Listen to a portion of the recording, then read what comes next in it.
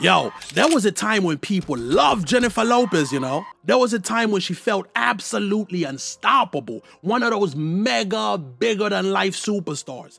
Every red carpet, every rom-com, every tabloid cover, every award show, every summer anthem, J.Lo was there. Yo, she went from dancing in the Bronx to becoming one of the biggest entertainers on the planet. Jennifer Lopez didn't just become famous, she became a brand, a movement, a symbol of ambition. And yo, for a while, it felt like she could do it all. Music, movies, fashion, television, business. No matter what lane she stepped into, she found a way to dominate it. But yo, somewhere along the way, the public perception started to shift. The same woman people once celebrated as being hardworking and inspiring started getting labeled as calculated, overexposed, overrated, unlikable, even fake. The internet got louder, the criticism got harsher, and suddenly people started questioning whether Jennifer Lopez was actually as talented as the world once believed. But how did we get here? How did a girl from the Bronx become one of the most recognizable women on earth? How did J.Lo survive the pressures of fame, the tabloids, the relationships, the scandals, the backlash? Hey, what's up, fam? My name's Maya, and in today's episode of Give Them Their Flowers, we're doing up a deep, deep dive on Jennifer Lopez.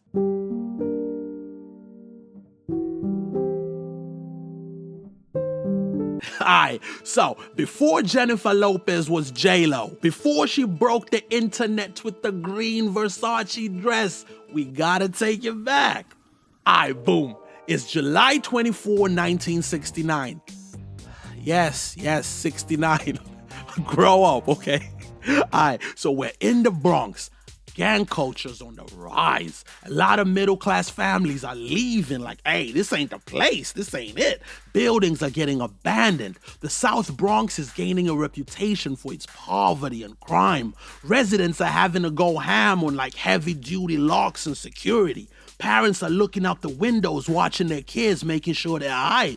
But the kids are having a great time, man. People who grew up during this time period in the Bronx talk about playing in the streets, doing up freeze tag, hitting up the corner. There's a real sense of community going on. It was close-knit, family-oriented. Hey, yo, this is the environment Jennifer Lynn Lopez is born into.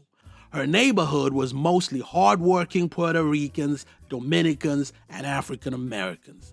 Jennifer's parents, David Lopez and Guadalupe Rodriguez, they were from Puerto Rico. They were born there, but they met in New York City. They had their first daughter, Leslie. And then a year and 8 months later, they had Jennifer. And 2 years after that, they had Linda. So you got these three girls growing up in the late 60s, early 70s in the Bronx. And yo, life in the Lopez household was strict. David Lopez worked as a computer technician. He did up night shifts, and when he came home, he'd sleep through the day.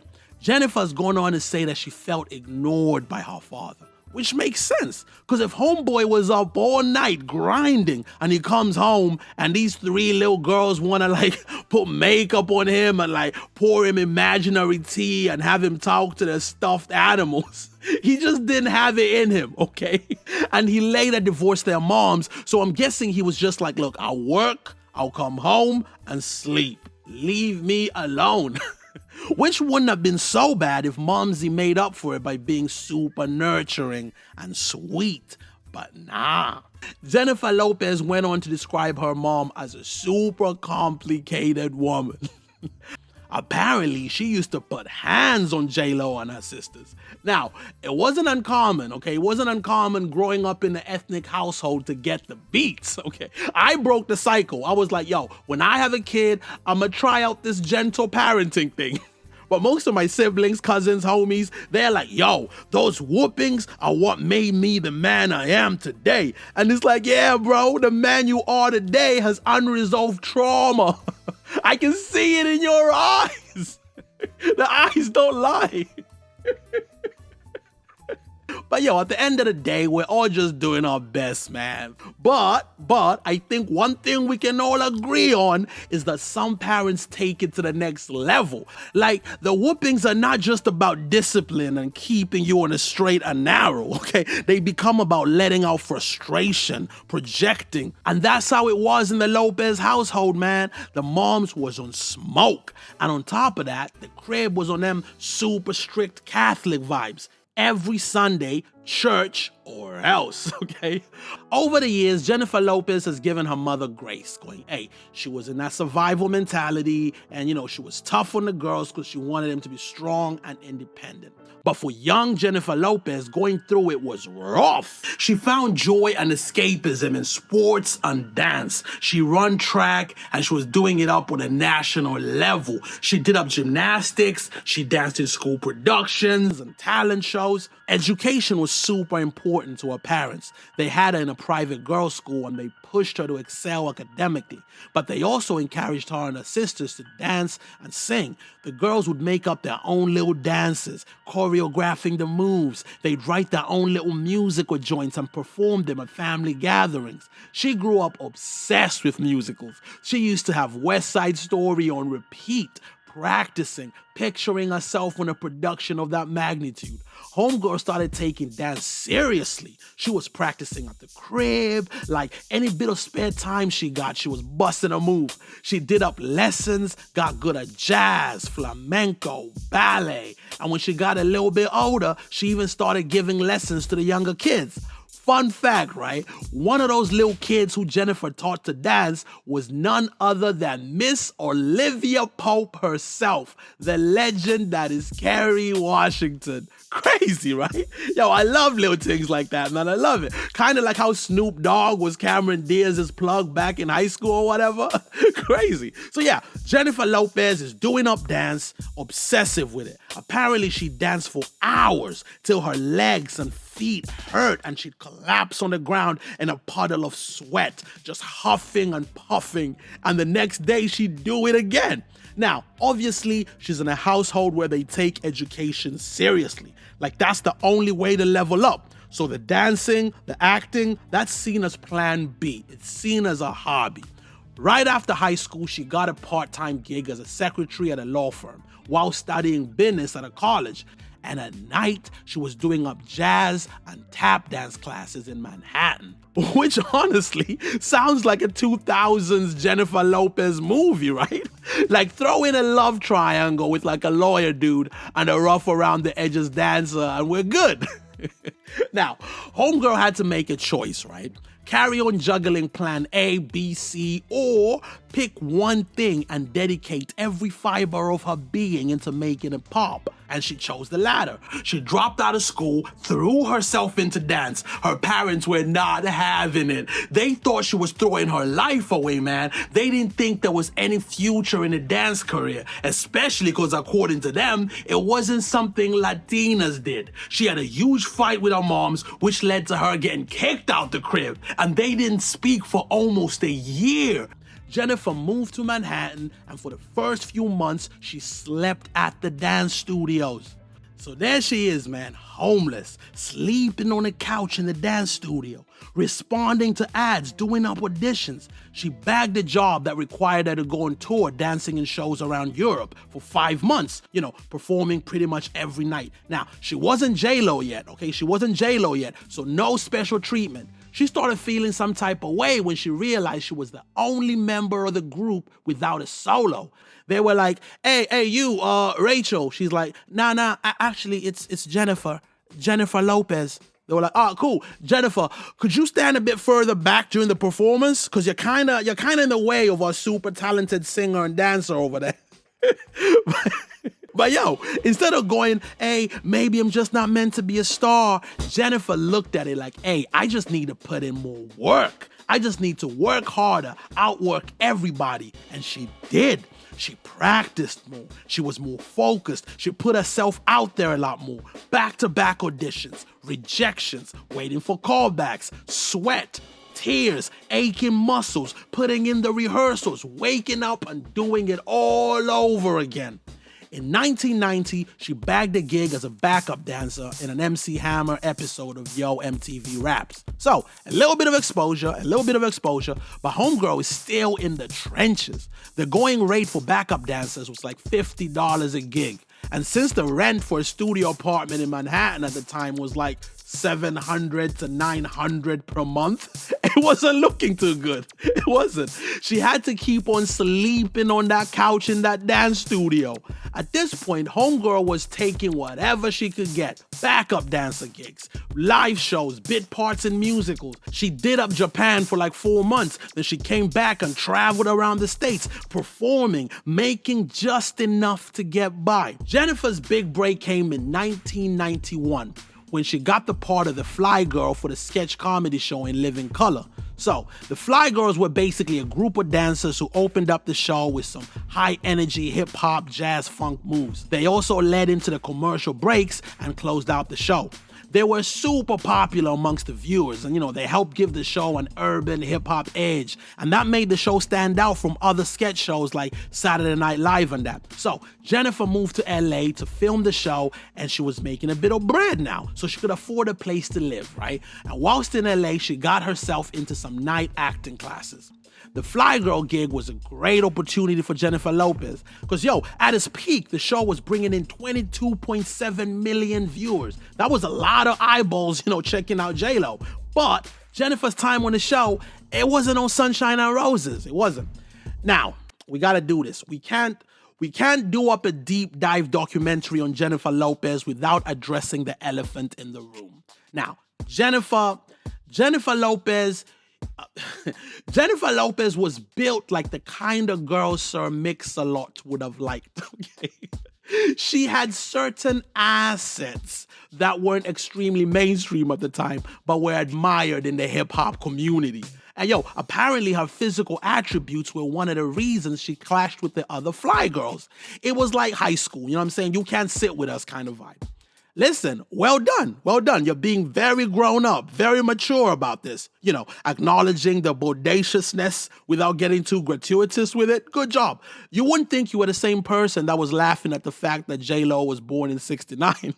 While we're at it, we gotta address the second elephant in the room. We can't make a joint about J.Lo and not talk about her dating history. So, around this time, homegirl did have a boyfriend. She did. Her first love. Aww.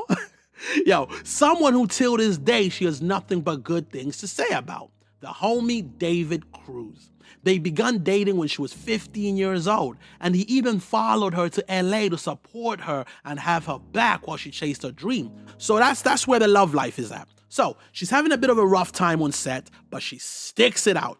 She did her thing on the show for like 2 more seasons, and then she left to be a backup dancer for the legendary Janet Jackson. This was a big move. Jennifer was a big fan of Janet, and they actually hit it off, developing an actual friendship that's still going strong till this day. Jennifer appeared in the That's the Way Love Goes music video. And she was super hyped up, and she was ready to join Janet on her world tour. But last minute, she was like, nah, you know what? This whole dancing thing, it's all right. But what I really want to do is get into acting. And just like she done with the dancing, she went all in. She hired Eric Gold, a producer from In Living Color, to be her manager. And he was like, all right, girl, we gonna make you a star. But first, you have to lose some weight. Okay? It was a different time. The whole body positivity movement wasn't really popping like that. But thankfully, Jennifer ignored that piece of advice. She was a dancer. She worked out. She was fit. She didn't feel the need to lose extra weight just to get movie roles. She's like, nah,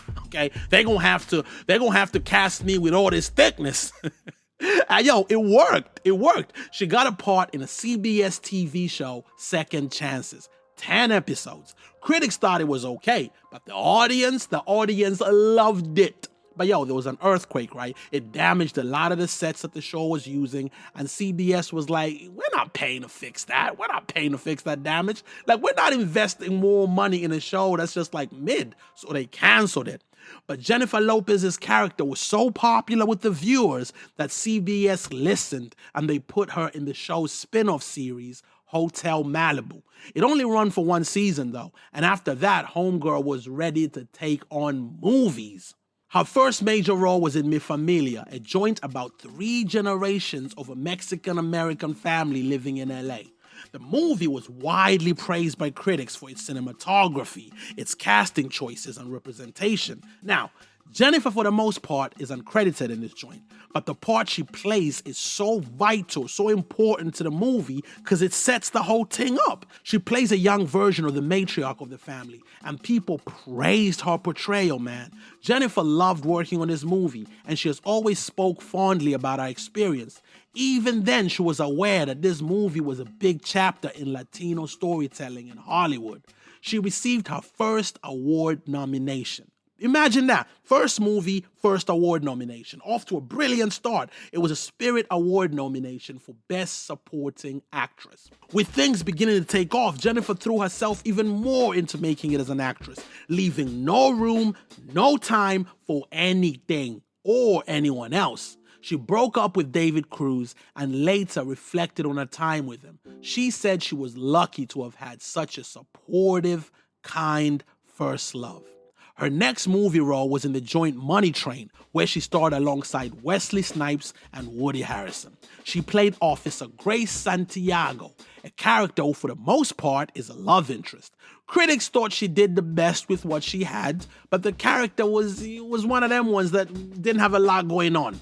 She then starred alongside the man, the myth, the legend, that is Jack Nicholson, in 1996's Blood and Wine. What's interesting about this movie is this was before the family-friendly blockbuster Jennifer Lopez, right? This was a hungry Jennifer trying to prove herself, and it comes through in her performance. I mean, even the choice of playing this character, she's like a modern-day femme fatale, like two-faced, strong and attractive, but also playing the vulnerable damsel in distress to get what she wants. Critics, they were mixed on the movie, okay? But they did praise Jennifer for her portrayal. They were like, hey, she was the best thing in this thing. It was a good look for Jennifer because people got to see her act alongside Jack Nicholson, Michael Caine, Stephen Dorff, and she looked like she belonged, like she was meant to do this. Apparently, she had a lot of fun on set too. Like she wasn't intimidated. She was just on that set, like, what's good? I'm here. She taught Jack Nicholson how to salsa, and like, apparently he only stepped on her toe once. In 1997, Jennifer Lopez got her first big break when it was announced that she would be playing the legendary singer Selena. Now, when people first heard about this casting, they were not feeling it. Selena was Mexican, right? And she was highly regarded and loved by the Mexican community. In their perfect scenario, a Mexican-American actress would have played the part, not an American-born chick with Puerto Rican descent. Critics and fans protested the casting choice, especially after finding out that Selena's family, they were against Jennifer's casting. The director was aware of all the concerns, and he made sure that Jennifer went through intense auditions, intense rehearsals to make sure that she was ready to prove everybody wrong. Everyone involved really wanted to do Selena's story justice. Jennifer watched every available interview of Selena over and over and over and over again, studying her mannerisms, the way she talked, moved, every little subtle expression. She met up with the family and she listened to stories of Selena. She eventually got the family's blessing. They shared homemade movies of Selena with her. They showed her photographs. She sat down and ate meals that Selena would have eaten with her family. She hung out with Selena's sister. And yo, check this. She even slept in Selena's bed, okay? She slept in her bed, bro. That's dedication. That's being accepted by the family. She met up with Selena's fans in Texas, and she heard and felt their love for Selena, what she meant to them. She got extensive training on how to move like Selena, how to lip sync in a way that matched how Selena sung so that it was seamless. When the movie dropped, fans and critics alike went crazy. This thing was huge. Instant box office smash. Critics praised Jennifer's portrayal of Selena. Famed critic Roger Ebert called her performance star-making. And it wasn't just the critics who loved it. Selena fans and the Mexican-American community were blown away at how the movie solidified Selena's legacy. Jennifer got paid $1 million for this movie, her first million, the first Latina actress to earn that much. In 1997, Jennifer Lopez starred alongside Ice Cube, Jon Voight, Eric Stoltz, Owen Wilson, and Jonathan Hyde in the creature feature joint Anaconda. Now, listen, critics hated this film, but audiences loved it, okay? They loved it for what it was. It was a silly, campy, so bad it's good kind of movie, okay? It didn't take itself too seriously and was more focused on the thrills. It opened up at #1 at the box office, and it went on to make $136.8 million on a $45 million budget, okay? And she got paid $1 million for this joint as well, proving her worth.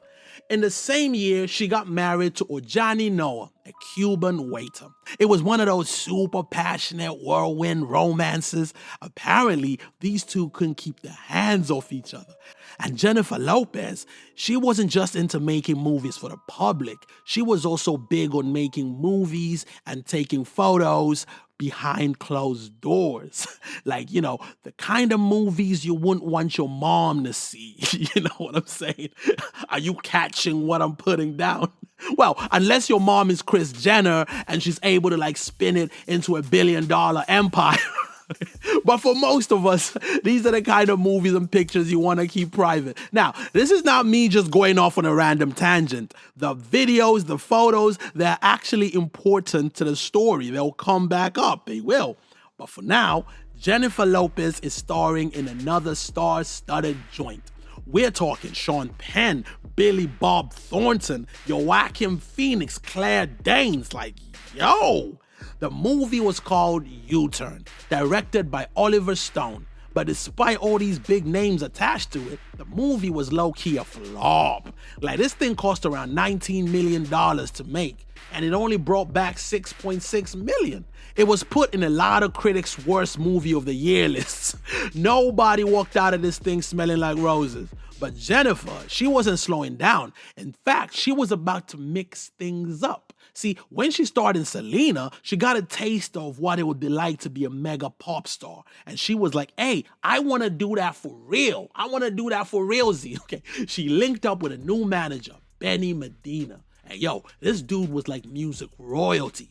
He'd written and produced songs for The Temptations, Smokey Robinson, Billy Preston, Rick James, Tina Marie. He'd helped build up the careers of legends like Madonna, Queen Latifah, Prince. He was built different, and he saw mad potential in Jennifer Lopez. He didn't see her as just an actor or a singer. Nah, he saw her as a brand that could cross over into all kinds of media.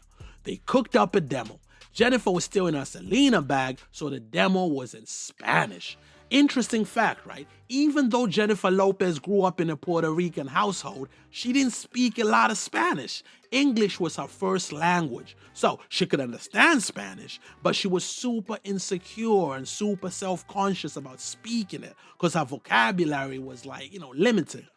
She'd want to say something in Spanish, but didn't know the word for it. Throughout her career, some of her detractors have used this against her, as if it makes her less Latina. And as a child of immigrants, I get it, okay? I know what it's like being at barbecues with uncles and aunties and changing your accent and cadence to match theirs. But then you kick it with your boys and you revert back to your normal speaking voice. It be like that. So they got this Spanish demo. It makes its way around the record labels. And because this isn't just some singer trying to make it, this is the chick who starred in Selena, bro. This is an up-and-coming Hollywood actress. A bidding war popped off.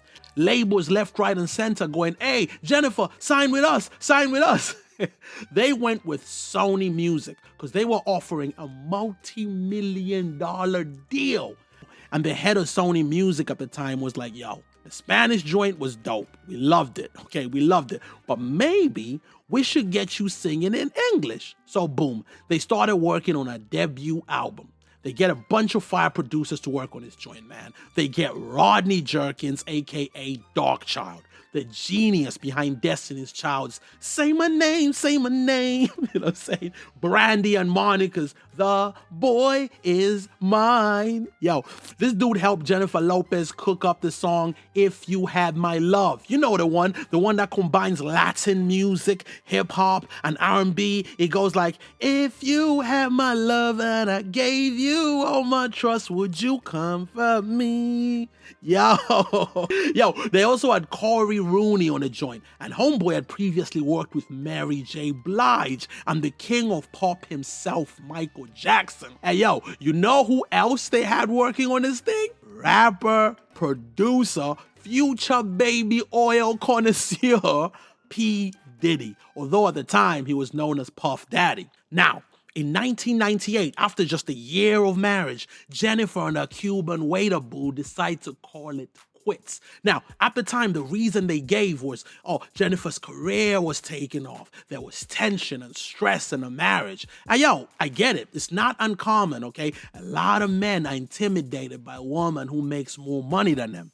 For the record, I am not, okay? I am not intimidated. If you're a woman watching this and you earn more money than an aspiring YouTuber, feel free to send me a little something to my Cash App, okay? I am spoken for, but I'm still open to like a sugar mama arrangement, you know what I'm saying? So they made it seem like it was a mutual decision, right? But according to him, she chose fame and success over their marriage, okay? And apparently, that wasn't the only thing she chose over their marriage. Allegedly, while working on her album, whilst appearing in his music video, music wasn't the only thing her and Diddy were making. After the divorce, her and Diddy officially, became an item. Now, her ex-hubby, he was feeling some type of way, man. He was heated. He was like, I'm gonna write a book and I'm gonna let the whole world know that you did me dirty. Jennifer Lopez and her legal team sued him like, nah, you're not gonna write that book. You're not gonna write that book, big man. He was like, all right, fine. Then he was like, I'm gonna release all those videos of you that I filmed, all those pictures that I took. Again, Jennifer and her legal team were like, nah, you're not gonna do that, okay?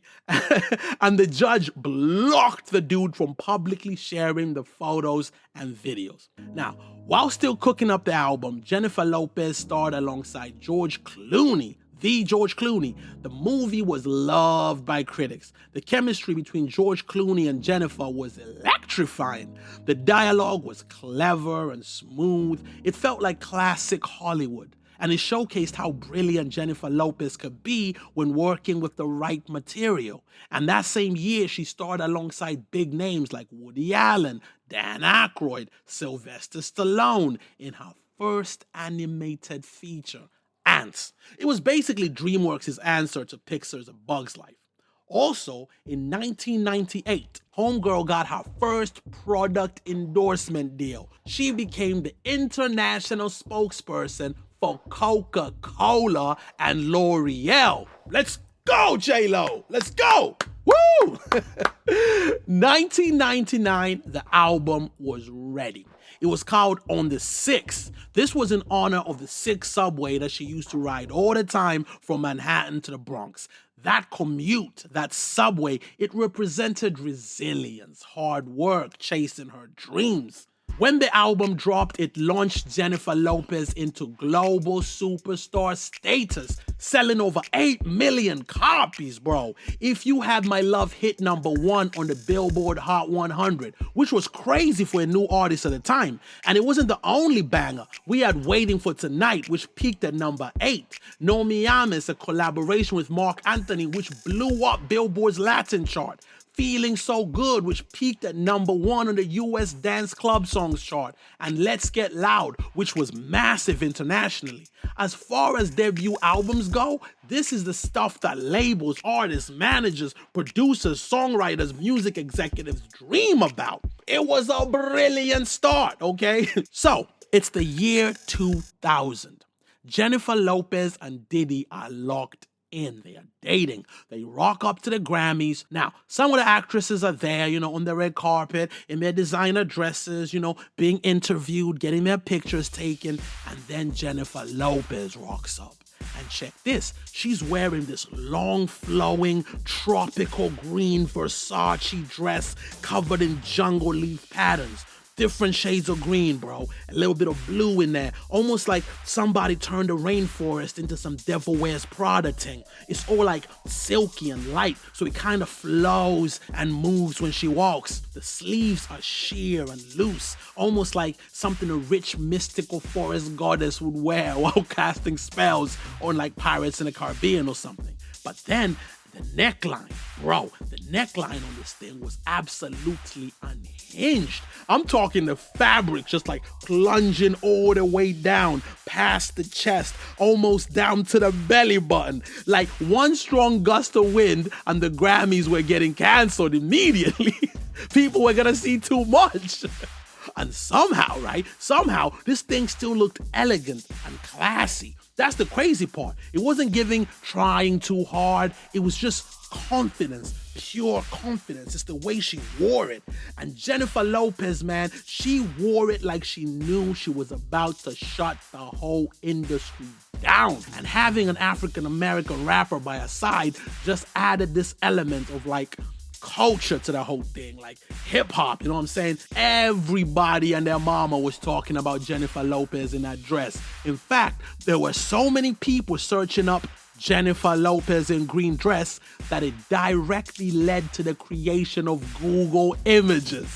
Yo, imagine that. Just take a second and imagine for a second, right? Imagine being so iconic that a new way for people to see images of you gets invented, okay? All this buzz helped push her album sales through the roof, and it made people go to the cinema to see her latest movie, The Cell.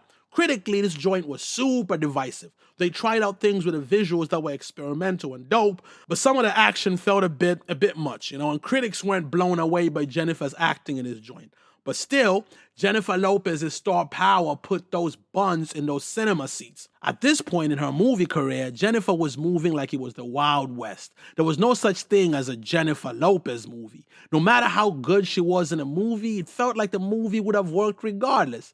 That was about to change. That was about to change the following year in 2001 when she starred in her first romantic comedy, The Wedding Planner. And yo, the crazy thing wasn't that this movie opened at #1 at the box office. The crazy thing was that Jennifer Lopez also decided to drop her second studio album at the same time. And guess what? It debuted at #1 on the Billboard charts, making her the first woman to have a #1 film and #1 album at the same time, bro. So, the movie Wedding Planner, man, it was a big departure for Jennifer. Like previously, the characters she played were always like the strongest, most attractive in the room. But in Wedding Planner, she plays a girl next door type who ends up with Matthew McConaughey. Now, critics hated this movie. They thought it was cliche and predictable, but that's exactly why the audience loved it. It felt familiar, cozy, silly, safe, and everybody in this thing understood the assignment. They knew what kind of movie they were in. So, the album, it was called J.Lo, which kind of solidified it as her nickname, right? This thing was huge. We're talking quadruple platinum, the 6th best-selling album of 2001 worldwide. The singles on it were popping. We had Love Don't Cost a Thing, an anthem for all the broke boys trying to get some action in the early 2000s. We had Play, and then of course, we had the absolute banger that is I'm Real remix, featuring Ja Rule, okay? Ja Rule at the height of his hip-hop dominance. This joint was crazy. It really introduced J.Lo to a more hip-hop audience. And let's just say that there were a lot of interracial African-American and Latina relationships that started bubbling up because of this, okay? Brothers watched the video. They saw J.Lo in that little pink tracksuit outfit thingy dancing with Ja Rule, and the next day they were at work looking at their Mexican colleague a little bit different, like, hey, what's good, Maria? Okay, now we can't talk about this song without talking about Ashanti. Okay, so the record label people, they went to Ja Rule and his team and they were like, hey, we need you to cook up the remix for Jennifer. Ashanti was Ja Rule's label mate. You know, they'd co-written stuff together, worked on stuff together. So they were like, hey, help us write this song for this big artist. So she was like, I bet. She wrote the lyrics, cooked up the melodies, and she recorded the whole thing. Like, hey, this is how I think it should sound. Some of Ashanti's background vocals and guide vocals were kept in the final mix. So Jennifer did her thing, right? But Ashanti's vocals, harmonies helped take the joint to the next level. Now, when it comes to songwriting, this is nothing new. Some of your favorite songs that you sing along to, you may not realize it, but the original songwriter's vocals, they're somewhere in there, somewhere in the background. You know what I'm saying? A harmony here, melody here. It be like that, okay? It's nothing new. But years later, when people found out that Ashanti was on the song, they kind of reframed the whole thing, made it seem like Jennifer Lopez was lip-syncing the entire time, like she was lip-syncing to Ashanti. They made it seem like she'd stolen the song from Ashanti, when in actual fact, Ashanti did get credit. She got credited as a writer and for providing background vocals. But we do have to acknowledge the fact that Ashanti has said that the whole thing, it was bittersweet for her. Like in her perfect world, she would have kept that song, sung it herself, made it a hit. But she was also grateful for the opportunity to write for such a high-profile artist at the time. So we can't give Jennifer Lopez her flowers for this song without giving Ashanti her flowers as well. 2001 was also the year Jennifer got married again. Yeah, baby, wedding number 2, husband number 2. It wasn't to Diddy though. Okay, nah, they'd broken up.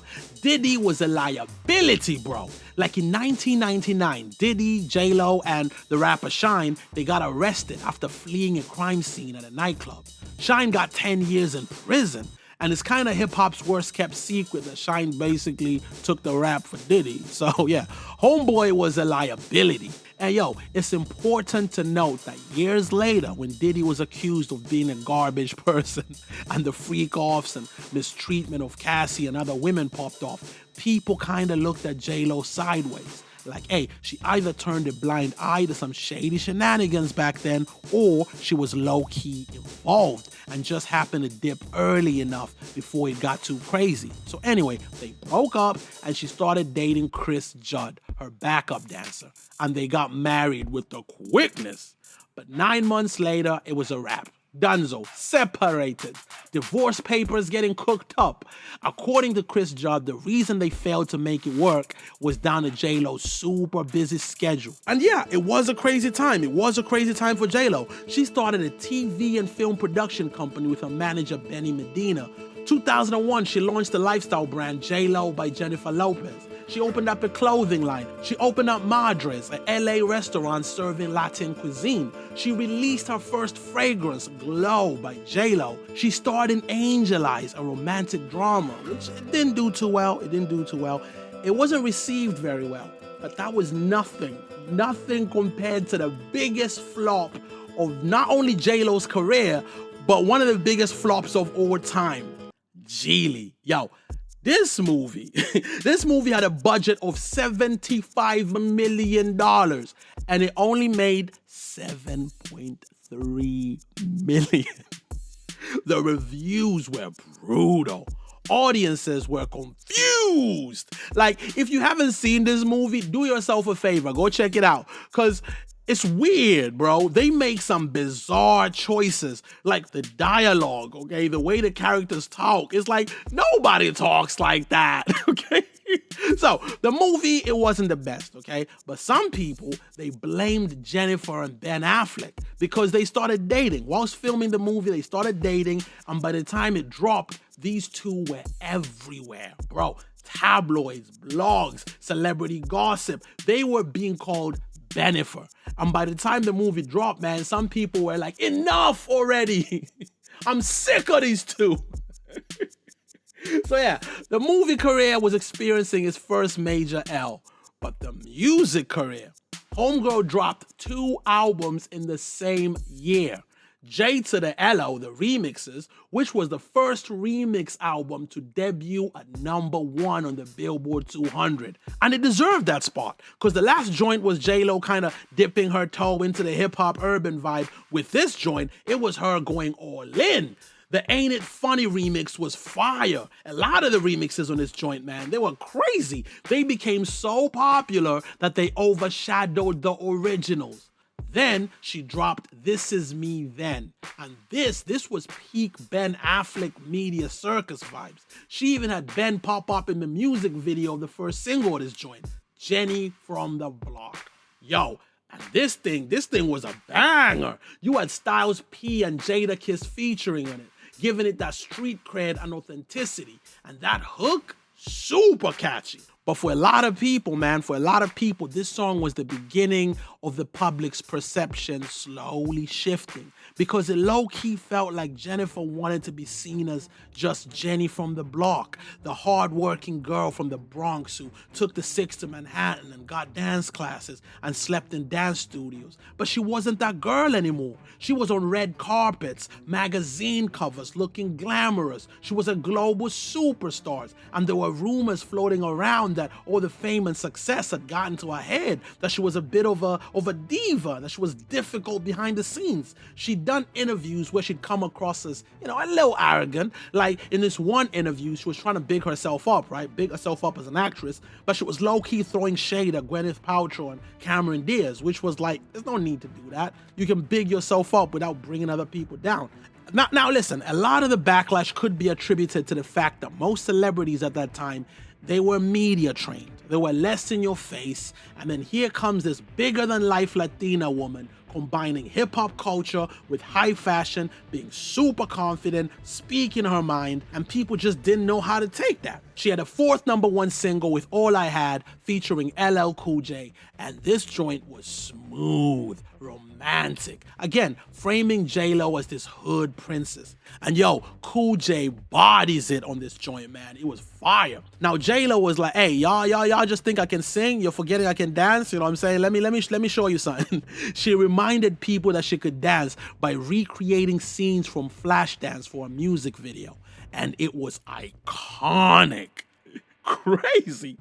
Alright, back with the movies, she starred in a joint called Enough, which was a demanding role, physically and emotionally. She had to learn Krav Maga. There was a lot of heavy scenes, and having to juggle all that with the music, the interviews, the shows, the celebrity power couple thing.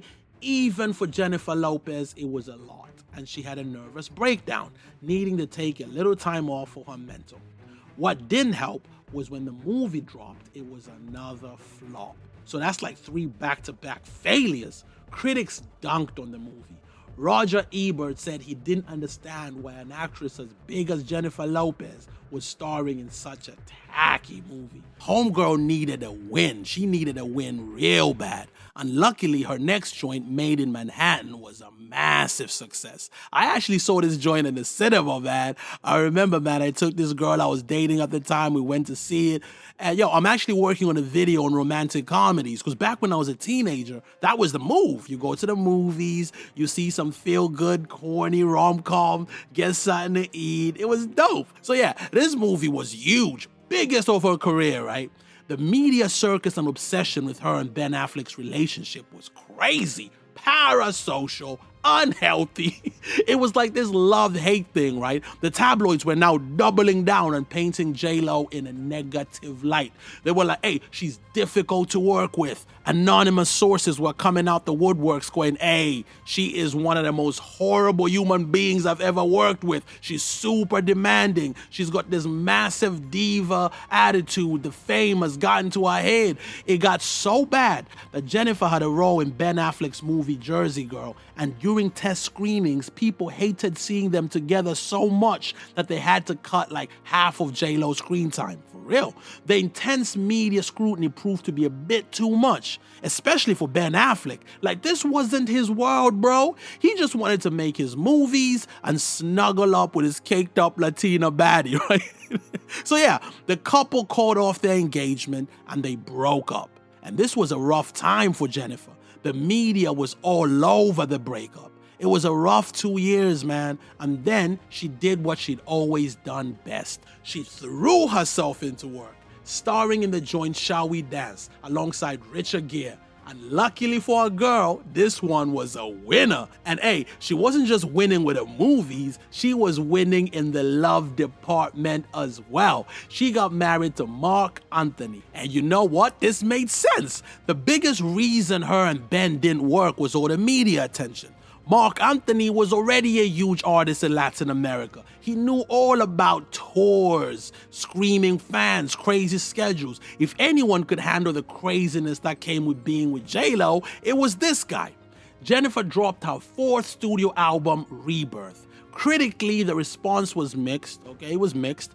Commercially, it didn't do as good as her previous joints. But there were a couple of bangers on this thing. I ain't gonna hold you, there were a couple of bangers. The single Get Right had an infectious beat, crazy flow, and it did bits. She also had this chill, cozy joint with Fat Joe. Fire, bro. The public's opinion on J.Lo was so crazy that when she starred in Monster-in-Law in 2005, which was #1 at the box office, and then followed it up with An Unfinished Life starring alongside Morgan Freeman and Robert Redford, Roger Ebert, right, a critic known for his witty, cutting put-downs, wrote, Jennifer Lopez is going through a period right now where nobody is satisfied with anything she does. Yo, despite the haters, J.Lo kept being J.Lo. The following year, she featured on LL Cool J's single, Control Myself, which was huge. That same year, she starred in a crime drama, Border Town, where she played an investigative journalist in Mexico. And yo, the joint got horrible reviews, probably the most horrible reviews of her career up to that point. One of the reviewers summed it up perfectly. Jennifer Lopez is unconvincing as a journalist. And yo, listen, I ain't trying to throw shade or nothing, right? But I remember having this conversation with a few of my homies back in the day. Like, the problem with Jennifer is her celebrity persona was too big. She was J.Lo, the curvaceous pop star, the serial dater, the makeup woman, the woman on the cover of men's magazines, the perfume woman. The whole job of an actor is to disappear in your role, okay? But Homegirl was such a huge celebrity, such a huge presence. The J.Lo of it all was so big, right, so imposing that it was hard for her to do her job. It was hard for her to just disappear into the role, right? You weren't watching a journalist. You were watching Jennifer Lopez acting like a journalist. She tried to do up as Selena, right? She tried to do up as Selena by starring in a biopic with her husband, Mark Anthony. It was about the Puerto Rican salsa singer Hector Lavoe. And the movie's told through the eyes of Hector's wife, played by J.Lo. Critics hated this thing. Audiences didn't show up to see it, and the salsa community felt like the movie spent too much time on the downfall of Hector and not enough time on his rise and what he was actually remembered for. J.Lo shook it off and decided to put in work in the studio. She cooked up 2 albums. One of them was a Spanish album, her first one, and it did okay on the charts. It did okay. The first single from the album, though, it debuted at number 86 on the Billboard Hot 100, which for the Jennifer Lopez, Jenny from the block, the girl who once had an album at #1 and a movie at #1, it was disappointing. And peep this, the second single from the album didn't even chart. Didn't even chart, bro. Imagine Taylor Swift, right? Or Beyonce dropping a new single right now and it doesn't even chart. Her sixth studio album, Brave, debuted at number 12 on the Billboard Hot 100, which for a new artist, that's amazing. A new artist is great, we're celebrating. But for J.Lo, J to the L-O, hello, J.Lo, that was her lowest charting album ever. She dropped 2 singles from it, right? One of them came in at number 31, and the other one didn't even chart, bro. It didn't even chart. In 2008, J.Lo became a mom, okay? She gave birth to twins, and for the first time in a long time, she took an actual break. No movies, no songs. She was just out there being a mom, being a wife. She traveled with Mark Anthony while he toured and did his thing. But yo, J.Lo being J.Lo, right? She had to do something, right? So she hit the studio and dropped 2 singles, Louboutins and Fresh Out the Oven.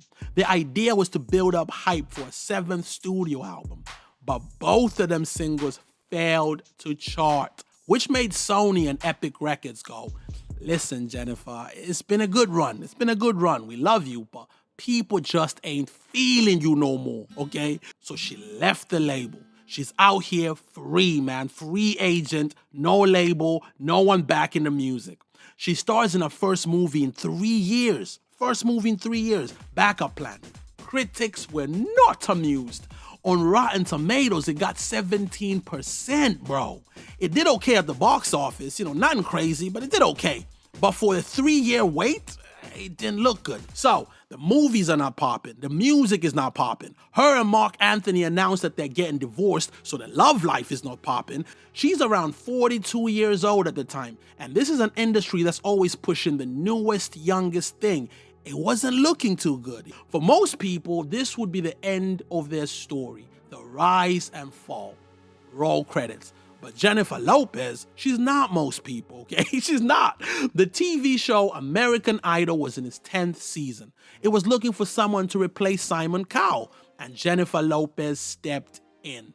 And yo, this ended up being a good look for J.Lo, because over 20 million people tuned in to watch season 10 of American Idol, and they got to see Jennifer in a different light. She wasn't just this bigger-than-life demanding diva. She was on the show being genuinely funny. She'd cry with the contestants. She'd get moved by the performances. She came across exactly how she'd always wanted to come across, as a hardworking girl from the Bronx who climbed her way to the top, but hadn't forgotten where she came from.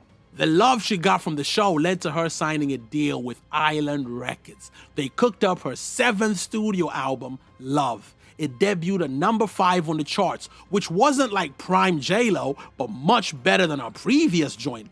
And the singles on this thing were crazy. On the Floor was the highest selling single by a female artist that year. It went on to become J.Lo's biggest single ever, okay? I'm Into You featured Lil Wayne, and it did a lot better internationally than it did in the States. And yo, this was one of the biggest comeback stories on deck. And she was still doing up American Idol, man, getting paid like $20 million, all right? I never wanted to slow down. Homegirl went on a world tour, making $1 million per show. Call her Jennifer Big Bucks Lopez, okay? Put respect on her name. The movie roles hadn't dried up completely either. She appeared in What to Expect When You're Expecting, starring alongside a stacked cast. She voiced a saber-toothed tiger in Ice Age, and she linked up with Jason Statham in Parker. And the critics didn't hate this one, which made for a pleasant surprise. Critics were like, hey, Jennifer Lopez was fire in this.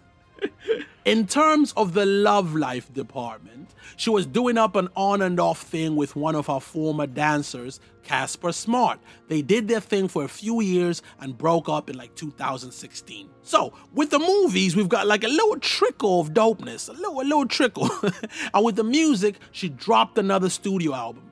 but unfortunately, it was her lowest selling album at that point. And yo, it's not like they didn't try. They tried their best to like capture the attention of the hip hop landscape. They had French Montana on one of those singles. They even gave us what every little boy who'd grown up drooling over images of J.Lo wanted. They gave us a song that was all about her, but donka, right? And it was featuring Iggy Azalea, who was having a moment back then. And the video was fire. But yo, the singles barely made it onto the top 100. Again, most people's careers, stories, they would end right there. Like, you know what, it's been a good run, you know what I'm saying? But J.Lo, she writes a book. She writes a book. And this thing is massive. New York Times bestseller.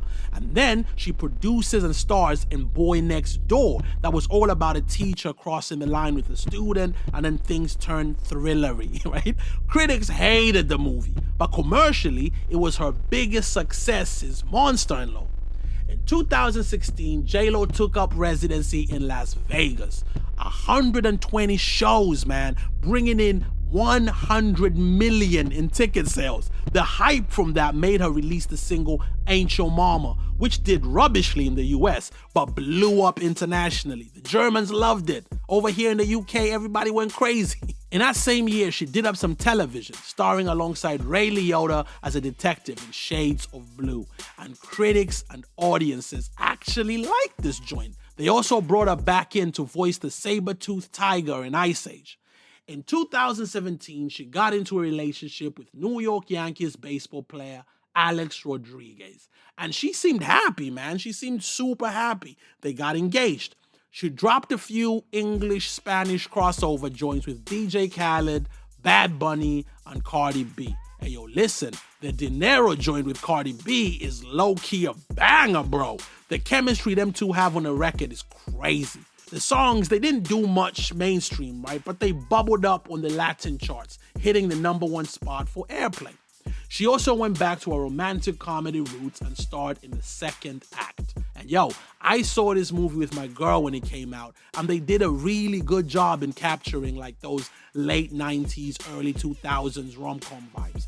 Critics were divided, but audiences actually showed up for this one. It exceeded expectations and actually made some bank at the box office.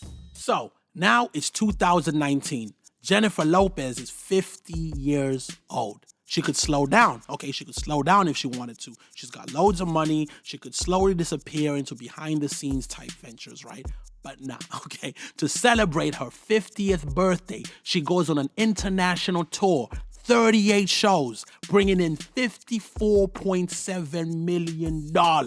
And because J.Lo likes balancing out the music with the movies, she produces and stars in the film Hustlers, a joint based on a true story of Manhattan strippers who finessed rich Wall Street bros. Jennifer's performance in this was loved by critics in a way that they never loved any other Jennifer Lopez performance, okay? Articles were being written, reviews were coming out, talking about this was a career best for J.Lo. And when it hit the cinemas, it was the highest opening weekend at the box office she'd ever had. The movie made bank. She received nominations for Best Supporting Actress at the Golden Globe Awards, Screen Actors Guild Awards, Critics' Choice Movie Awards, and Independent Spirit Awards. This was the first time the industry was unanimously putting respect on Jennifer's name. She rode the high right into the 2020 Super Bowl halftime show, headlining alongside Shakira. They bodied the performance, making it one of the most watched shows of all time. In 2021, J.Lo announced that her and Alex Rodriguez had called off their engagement. They were going through some things, man, and ultimately they decided to break up. GG's.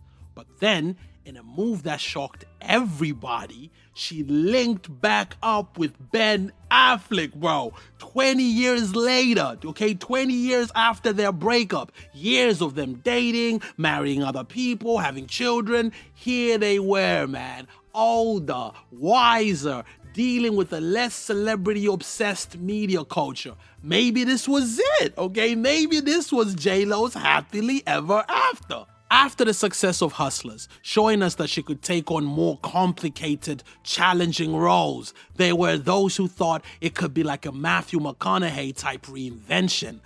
But nah, okay. She was like, let's give him that romantic comedy stuff. And she starred with Owen Wilson in Marry Me. And critics were like, no! She followed it up with Shotgun Wedding, which to be fair did bits on Amazon Prime. Speaking of weddings, Bennifer was so back. Bennifer was back, baby. They got married in Las Vegas in front of family and friends. And yo, Jenny was in a good place, being married to Ben, the dude who'd inspired the OG album. She felt loved up. She felt inspired to release another album, her 9th one, a spiritual successor to This Is Me Then. And it was called This Is Me Now. Okay. Jennifer really believed in this project, man. It was a project of love. It represented where she was at and how she felt about Ben. She made it this whole thing. First, there was an exclusive concert film released on Apple TV. And then there was a musical film called This Is Me Now, a love story. And they even did up a documentary called The Greatest Love Story Never Told. And she paid for the whole thing. She paid for it all out of her own pocket. $20 million, bro. The documentary, man, it was heavily mocked on social media. There was a part, right? There was this part of her talking about being 16 in the Bronx. And the way she described it, right? The way she described it, some people thought it sounded performative, like she was out of touch and, just trying to get clout. I like taking my hair out like this. It reminds me like when I was 16 in the Bronx, running up and down the block. Like crazy little girl. We used to be wild and no limits, all dreams and You know what didn't help, right? It didn't help that when she was asked in an interview to name her go-to bodega order, she went ham and cheese on a roll, a bag of chips, and orange drink.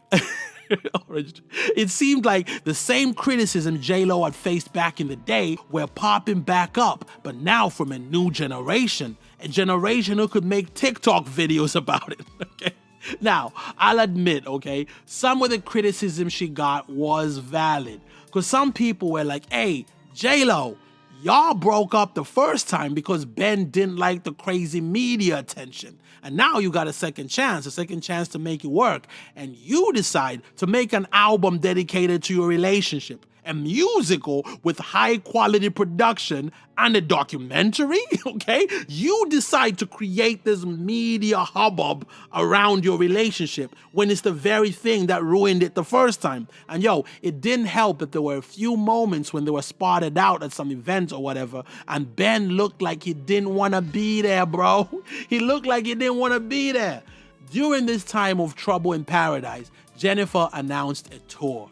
This Is Me Live. And media outlets like Variety reported that the sales weren't really popping. They even tried to flip it into like a greatest hits type thing, and then they just straight up canceled it. And yo, after trying to get their happily ever after, after trying to make it work for a couple of years, they decided to call it quits and get divorced. Jennifer didn't take time off to wallow in her sorrow and mourn the loss of her marriage. She instead threw herself into work, into the grind, doing up fragrances, makeup lines, and starring in 2 back-to-back movies. A sci-fi thriller called Atlas, which was hated by critics, but blew up on Netflix, and Unstoppable, in which she played the mom of wrestler Anthony Robles. And she bodied the role, reminding critics again not to sleep on her. In 2025, aged 56 years old, Jennifer went on a world tour, hitting up joints in Africa, Asia, and Europe. She then starred in the musical drama Kiss of the Spider Woman. Her performance in this received mad critical acclaim, and it felt good seeing her get lavish with all that praise. At the time of recording this joint, J.Lo is starring in an adult romantic comedy with Brett Goldstein, Mr. Roy Kent himself from Ted Lasso. The critics seem split, okay, like they always do with a J.Lo movie. but the audience seems to appreciate the throwback energy to rom-coms. It's currently the most watched show on Netflix worldwide. And yo, I think that's what makes Jennifer Lopez such a fascinating celebrity. Because depending on who you ask, she's either an icon, a hustler, a diva, a trendsetter, overrated, overhated, an industry machine, or one of the greatest entertainers of her generation. And honestly, maybe she's a little bit of all of those things. But one thing nobody can deny, one thing nobody can take away from her, Jennifer Lopez worked for this. This wasn't just one lucky movie role or one viral hit song. This was decades of grinding, sleeping in dance studios, getting rejected at auditions, being told she wasn't talented enough, not Latina enough, not white enough, not serious enough, too glamorous, too ambitious, too much. And every single time people counted her out, she found a way to come back. Maybe not always bigger, maybe not always better, but she came back. And yo, that level of resilience, that deserves respect. Because whether people loved her or clowned her, whether they thought she was authentic or calculated, Jennifer Lopez never stopped believing in Jennifer Lopez. And yo, a lot of people would have folded under that kind of pressure. The media scrutiny, the public criticism, the relationships becoming entertainment for the world. Most people would have disappeared, but not J.Lo. She kept dancing, kept acting, kept singing, kept being a businesswoman, kept reinventing herself. And maybe that's why she became such a huge cultural figure in the first place. Because Jennifer Lopez doesn't really represent perfection. She represents ambition. The idea that a girl from the Bronx could dream so ridiculously big and somehow force the whole world to pay attention. And yeah, maybe the internet laughs at her sometimes now. Maybe younger generations don't fully understand just how massive she was in the early 2000s. But make no mistake, there was a time when Jennifer Lopez was one of the biggest stars on the entire planet.